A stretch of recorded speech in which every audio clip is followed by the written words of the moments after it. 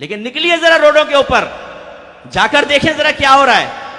میلے ٹھیلے لگ گئے، ڈھول ڈھمکے پہ لڑکے ڈانس کر رہے ہیں، مسجدوں کے چھجوں پہ ڈانس ہو رہا ہے، لڑکیوں کو حور بنا کے بٹھایا ہوا ہے، چپس تقسیم ہو رہے ہیں، ہزاروں کی تعداد میں لوگ جھپٹ رہے ہیں، جمعہ قضا ہو رہا ہے، نمازیں قضا ہو رہی ہیں، کوئی پرواہ نہیں ہے۔ اور یہ کیوں آئے؟ 12ویں منانے کے لیے آئے۔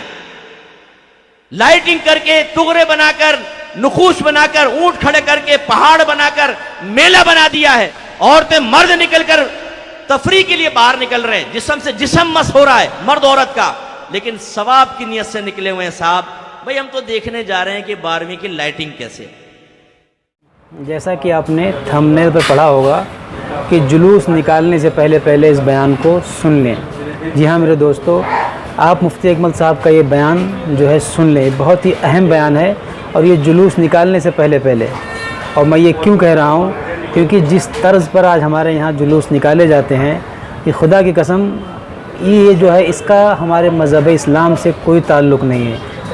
وہ کیا ہے؟ جیسے ڈی جے بجانا فول آواز میں، ناچنا، کودنا، تھرکنا، اور پھر وہ اسی کو بس سنیت سمجھنا، نہ اس سے سنیت کا کوئی تعلق ہے، نہ اس سے اسلام کا کوئی تعلق ہے۔ میرے بھائیوں، ہم اپنے عمل سے جو ہے اپنے اسلام، اپنے مذہب، اپنے مسلک کو اگر فائدہ نہیں پہنچا سکتے تو کم سے کم ہم اپنے مسلک کو، اپنے دین کو نقصان تو نہ پہنچائیں۔ ہماری انہی حرکتوں کی وجہ سے ہمارے جو مخالفین ہیں، ویڈیوز جو ہیں، دیہات سوشل میڈیا کا زمانہ ہے، سب سوشل میڈیا پر ڈال بھی دیتے ہیں سب ویڈیوز، اور انہی ویڈیوز کو اٹھا کر ہمارے مخالفین دکھا کر لوگوں کو گمراہ کر رہے ہیں کہ دیکھو یہ ہیں سنی، یہ ہیں گمراہ لوگ جو ناچنا کودنا، ہمارے پیارے آقا صلی اللہ علیہ وسلم نے یہ سب مٹانے کے لیے آئے تھے، اور آج یہ لوگ دیکھو وہی کام کر رہے ہیں۔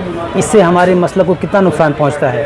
دوستو، اسی حوالے سے آئیے ہم مفتی اکمل صاحب کا یہ بیان سنتے ہیں۔ میری گزارش ہے کہ آپ اس بیان کو پورا سن کر جائیں، اور ہو سکے تو اسے زیادہ سے زیادہ شیئر کریں تاکہ ہمارے درمیان سے جہالت کا خاتمہ ہو۔ تو آئیے اس بیان کو سنتے ہیں۔ اور مخالفین کو ہم نے کتنے موقع فراہم کر دیے ہیں اپنے اوپر تنقید کروانے کے۔ آپ ہو سکتا ہے نہ نکلتے ہوں، میں بھی، مجھے ویسے امید تو نہیں کہ آپ گھر میں یا مخصوص علاقوں میں رہتے ہوں، بعض جگہ بہت اچھا جلوس نکلتا ہے، بالکل سلیقے کے ساتھ نعت خوانی، فضائل مصطفیٰ بیان ہوئے، ختم ہو گیا۔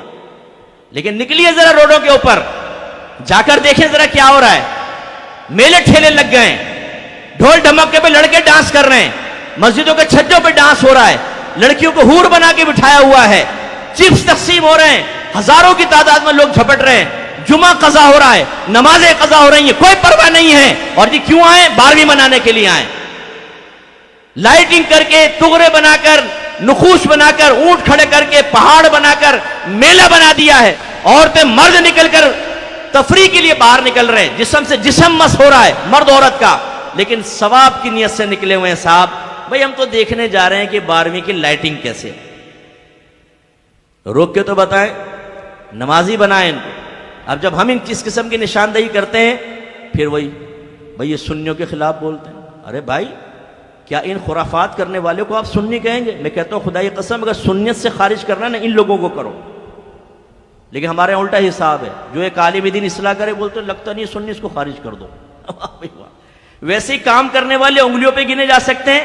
اس قسم کے لیڈروں کی حماقت کہوں یا اس کو حکمت کہوں، ان کے نزدیک حکمت ہی ہوگا، میں تو حماقت کہوں گا کہ آپ گنے چنے افراد کو بھی سنیت سے خارج کرنے کے چکر میں ہیں، تو پھر سنیت کا ہوگا کیا یہ بتائیں؟ جاہلوں کے ہاتھ میں دے دیں ہم سنیت کو؟ تو اس طرح کی تائید کی وجہ سے بھی لوگ اطاعت سے دور ہو گئے، معمولات کا عادی بنا دیا صاحب، فضائل کا عادی بنا دیا، یہ پڑھیں گے یہ فضیلت، یہ کام کرو یہ فضیلت، اتنی رکعت پڑھ لو یہ فضیلت، اتنی چیزیں لکھ دو بسم اللہ اتنی مرتبہ، تم نجات پا جاؤ گے، برکت ہی برکت ہو جائے گی، فلاں فلاں فلاں مزار پہ چلے جاؤ، چادر چڑھا دو تمہارا کام ہو جائے گا۔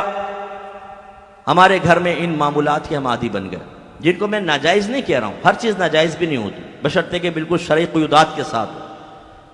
لیکن آپ میری بات کا اعتراف کریں گے، ایک گھر میں نماز نہیں پڑھی جا رہی، قرآن پاک ترجمہ تفسیر سے نہیں ہو رہا، اس کتاب میں اس گھر میں حدیث کی کوئی کتاب نہیں ہے، سیرت کی کوئی کتاب نہیں پڑھی جاتی، لیکن 11ویں ہو رہی ہے، 12ویں اہتمام سے ہو رہی ہے، 9 اور 10 محرم کی نیاز بڑے اہتمام سے ہے، کنڈوں کی نیاز کبھی نہیں چھوڑی ہے، ماہانہ ختم قادری بھی ہو رہا ہے، آیت کریمہ کا ختم بھی ہو رہا ہے، ابا مرے ہیں تو تیجا 40واں بھی کیا گیا ہے، لیکن جو اصل دین تھا، جس کی ترقین، جس کی ترغیب، جس کے بارے میں حکم قرآن و حدیث میں موجود ہے، وہ نہیں ہو رہا۔ یہ کس نے ذہن بنایا؟ یہ ہمارے ان مقررین نے بنایا ہے جو صرف بزرگوں کی کرامات سناتے رہتے ہیں، ان کے فضائل سناتے رہتے ہیں اور قوموں کو یقین دلاتے ہیں کہ تم نماز نہیں بھی پڑھو گے غوث پاک تمہیں جنت میں لے جائیں گے، مریدین تمہیں جنت میں لے جائیں گے، تم نعت خوانی میں بیٹھو نبی کریم صلی اللہ علیہ وسلم بروز قیامت تمہیں اپنے ساتھ جنت میں لے جائیں گے۔ ہمارے بزرگوں کو اللہ تعالیٰ دنیا میں اور آخرت میں بڑی طاقتوں سے نوازتا ہے، اس کا انکار نہیں۔ میرے آقا صلی اللہ علیہ وسلم بروز قیامت جس کی طرف اشارہ کر دیں گے بخش دیا جائے گا۔ جب یہ آیت نازل ہوئی وَلَسَوْفَ يُعْطِيكَ رَبُّكَ فَتَرْضَىٰ، اے حبیب ان قریب آپ کا رب آپ کو اتنا عطا فرمائے گا کہ آپ راضی ہو جائیں گے۔ ابن عباس رضی اللہ تعالیٰ عنہ فرماتے ہیں اس پر سرکار نے عرض کیا رب کریم اگر یہی بات ہے تو میں اس وقت تک راضی نہ ہوں گا جب تک میری ساری امت داخل جنت نہ ہو جائے۔ اس کا انکار تو نہیں ہے، لیکن کیا ان باتوں سے ہم نے وہی نتیجہ اخذ کیا ہے جو صحابہ کرام نے کیا تھا؟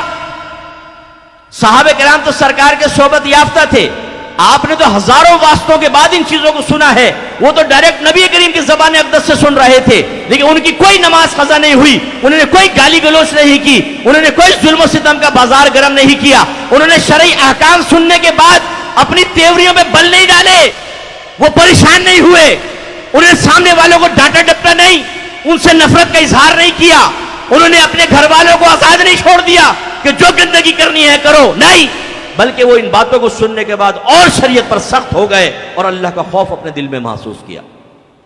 لیکن ہمارے علماء بعض اوقات اور ہمارے پیر عظام اللہ تعالیٰ رحمت نازل فرمائے ان پیروں کے اوپر، انہوں نے بھی بڑا بیڑا غرق کیا، اپنے آستانے کی تعداد بڑھانے کے لیے صحیح جو اصلاح کرنی چاہیے وہ چھوڑ دیں کہ لوگ بدزنوں کے نہ بھاگ جائیں۔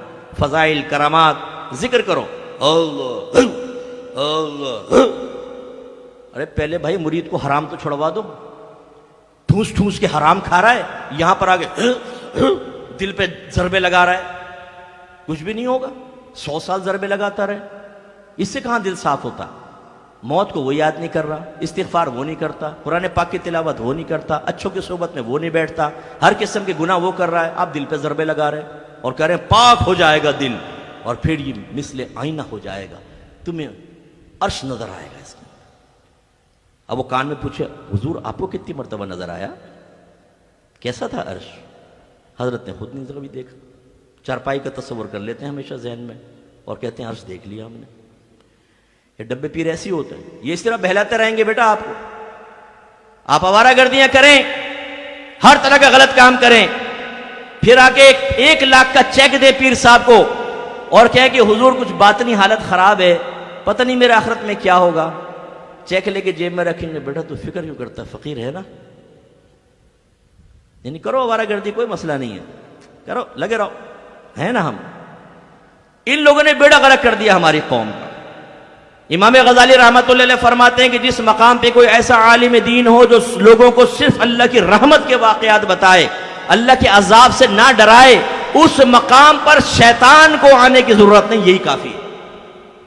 دیکھا آپ نے، اللہ ان مشائخ پہ ہزارہ رحمت نازل فرمائے جو بغیر لومت لائم کے خوف کے، کسی ملامت کرنے والے کے ملامت کے خوف کے بغیر اپنے مریدین کی صحیح اصلاح کرتے ہیں، اور اللہ ان علماء پہ رحمت نازل فرمائے بشمول مفتی منیب الرحمان صاحب کے کہ میں تو ان کو اس معاملے میں اپنا استاد ہی مانتا ہوں، حالانکہ میں نے کتاب ان سے کوئی نہیں پڑھی ہے، لیکن جس ہمت اور جرأت کے ساتھ آج نہیں وہ سالوں سے لگے ہوئے ہیں اس معاشرے کی برائی کو ختم کرنے کے لیے بیانات کے ذریعے، وہ بیچارے کوشش کر رہے ہیں، کوئی نہ سنے تو نہ سنے۔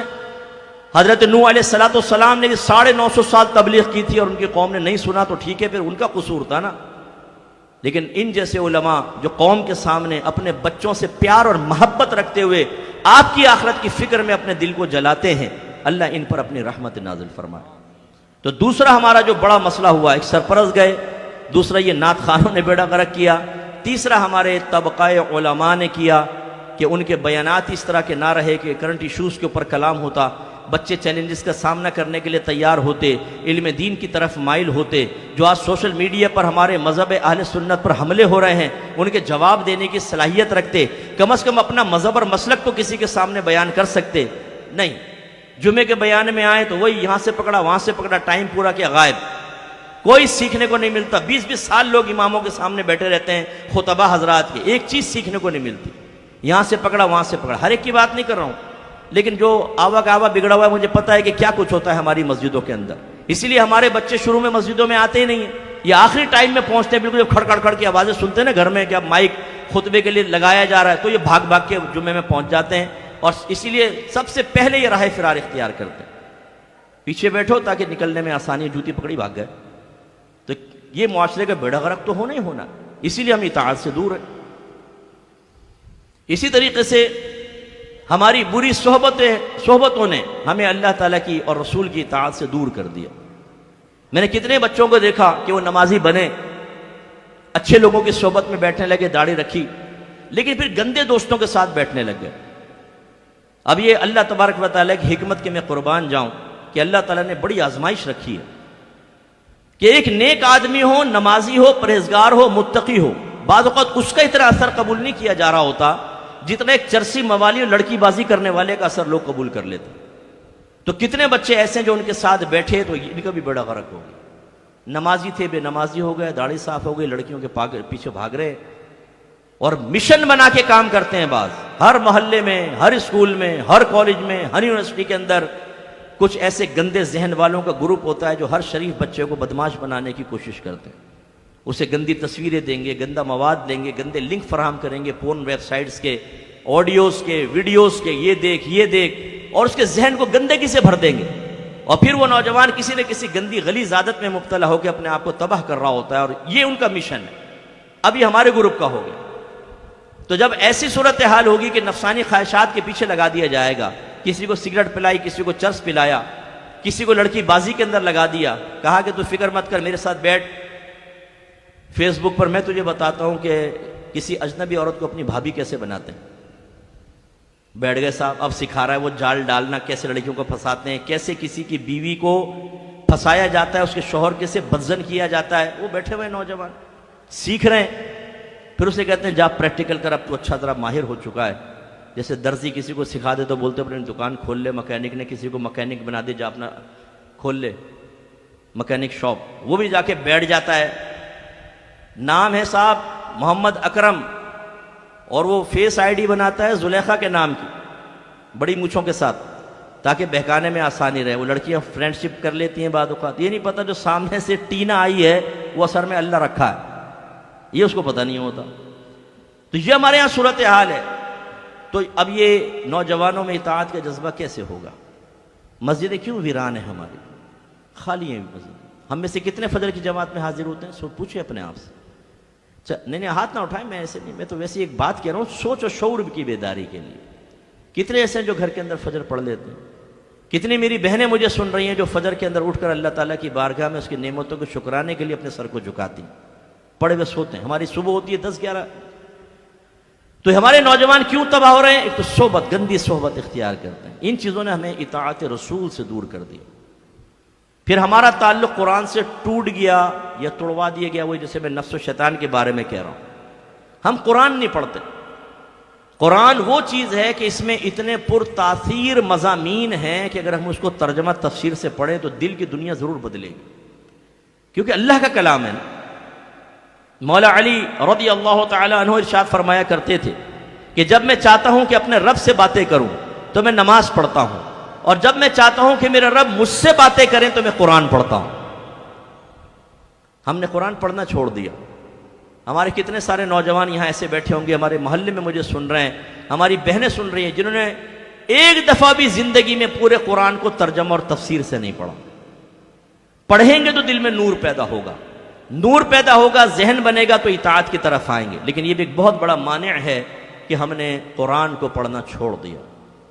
حالانکہ اللہ تعالیٰ نے اپنے حبیب کی مدح میں ارشاد فرمایا کہ یتلو علیہم آیاتہ ویزکیہم ویعلمہم الکتاب والحکمہ، یہ نبی ان کے سامنے قرآن کی تلاوت فرماتے ہیں، ان کا تزکیہ نفس کرتے ہیں اور انہیں کتاب اور حکمت سکھاتے ہیں۔ تبھی صحابہ کرام جب پیچھے کھڑے ہوتے تھے، عربی اللسان تھے، وہ ایک آیت سنتے اس میں جو اللہ نے مضمون بیان کیا دل پہ اثر کرتا، رونے لگ جاتے تھے نماز میں سرکار کے پیچھے، بعض اوقات سرکار کی آنکھوں سے آنسو نکل جاتے تھے۔ ہم جب قرآن پڑھتے ہیں ہم کہتے ہیں ہم پڑھ رہے ہیں، بھائی آپ پڑھ نہیں رہے، آپ صرف زبان ہلا رہے ہیں، جب سمجھ میں نہیں آئے گا تو دل پہ اثر کیا ہوگا؟ جیسے میں آپ کو کہوں، میں ایک بڑی صدمے والی بات آپ کو بتانے لگا ہوں، بہت ہی صدمہ ہے، آپ رو پڑیں گے، آپ کہیں گے اچھا سنائے مفتی صاحب۔ میں نے کہا چین چاں چاں چاں چین، رو۔ آپ کہیں گے مفتی صاحب سمجھ میں نہیں آیا، میں تو ہنسی آگے رونے کے بجائے۔ تو بالکل صحیح کہا آپ نے، جب بات ہی سمجھ میں نہیں آئے گی تو کیسے دل پہ اثر ہوگا، کیسے غم پیدا ہوگا؟ یہی میں آپ سے پوچھتا ہوں، قرآن ہمیں بڑا سمجھ میں آتا ہے جب ہم پڑھ رہے ہوتے ہیں، تو کچھ سمجھ میں نہیں آ رہا ہوتا تو مضامین قرآن ہمارے سامنے نہیں آتے تو پھر ہمارے دل کی دنیا کیسے بدلے؟ قرآن ہم نے چھوڑ دیا، حدیث ہمارے گھروں میں ہے ہی نہیں۔ عجیب محبوبیت ہے کہ اگر کسی کو معاذ اللہ لڑکے کو لڑکی سے پیار ہو جائے، لڑکی کو لڑکے سے عشق ہو جائے، عشق مجازی شیطانی چکر، اور اس کا میسیج آ جائے، ابھی بیان میں آ جائے نا، نوٹیفیکیشن ٹنگ آواز آئے، ٹیڑھی آنکھ سے دیکھا، اوئی زلیخا، ایک لمحہ نہیں لگائے گا، فوراً کھولے گا، مفتی صاحب آپ لگے رہو میں ادھر دیکھ لوں، اس کا پورا میسیج پڑے گا چاہے کتنا لمبا کیوں نہ ہو۔ اور اگر اس میں کوئی بہت ہی اچھی بات ہو تو وہی پہ دل نور نور ہو جائے گا صاحب۔ اب یہ نہیں کہ ڈیلیٹ مار دے، نہیں، اس کو سیو کر کے رکھے گا اور بار بار پڑھے گا اور خوشی محسوس کرے گا۔ میں کہتا ہوں واقعی اس کو سچی محبت ہے، اگر واقعی ایسا تو واقعی اس کو کچھ نہ کچھ محبت ہے۔ محبوب کے ساتھ ایسا ہی ہونا چاہیے، بالکل ایسا ہونا چاہیے۔ اب ہم بھی تو یہ دعویٰ کرتے ہیں کہ ہمیں نبی کریم صلی اللہ علیہ وسلم سے محبت ہے، ہم محب ہیں، سرکار ہمارے محبوب ہیں، لیکن سرکار کی حدیث پڑھنے کے بعد کبھی ایسی لذت ہم نے محسوس کی ہے؟ کبھی ایسا پیار محسوس کیا ہے؟ کبھی اتنے استغراق کے عالم میں اتنی توجہ کے ساتھ ہم نے حدیث کو پڑھا ہے؟ ہمارے گھر حدیثوں سے خالی ہوگا۔ کسی کے گھر میں سیاہ ستہ کا سیٹ شاید ہی ہو، شاید ہی بہت سارے ایسے بیٹھے ہوں گے جنہوں نے کبھی بخاری کو اپنے ہاتھ میں لے کر دیکھا ہو، بلکہ آنکھوں سے بھی دیکھا ہو، ہاتھ میں لینا دور کی بات، بہت ہی کم۔ تو جب حدیث قرآن نہیں پڑھیں گے، حدیث نہیں پڑھیں گے، دل میں نور کیسے پیدا ہوگا؟ قرآن بھی یاد رکھیں اللہ کا کلام وحی ہے، حدیث بھی وحی ہوتی ہے۔ اس میں فرق یہ ہوتا ہے کہ جو قرآن کی وحی ہوتی ہے اس میں مفہوم بھی اللہ کی طرف سے ہوتا ہے اور الفاظ بھی اللہ کی طرف سے ہوتے ہیں۔ نبی کریم اپنے پاس سے الفاظ نہیں بدل سکتے، وہی بیان کریں گے جو اللہ نے نازل فرمائے، جو الہام فرمائے، انہی کے ذریعے مفہوم بیان ہوگا۔ حدیث یہ اللہ تعالیٰ الہام فرماتا ہے اپنے نبی کو، یہ بھی وحی ہوتی ہے، لیکن اس میں سرکار کو اجازت ہوتی ہے کہ آپ اپنے الفاظ میں اس کو بیان کر دیں۔ اسی لیے قرآن کو کہتے ہیں وحی جلی اور حدیث کو کہتے ہیں وحی خفی، ہیں دونوں اللہ کے کلام، اور دونوں چیزیں ہم نے چھوڑ دیں تو پھر کیسے اطاعت کی طرف آئیں گے؟ اسی طریقے سے ہم نے اطاعت کے لیے بہت ضروری چیز ہوتی ہے کہ جو آپ کا مقتدا ہوتا ہے، جو بڑا ہوتا ہے، آپ اس کے بارے میں جانیں، آپ اس کے بارے میں غور و تفکر کریں، یہ چیز اطاعت کی طرف لے کر آتی ہے، اس کا پیار بڑھائیں، اس کی محبت بڑھائیں۔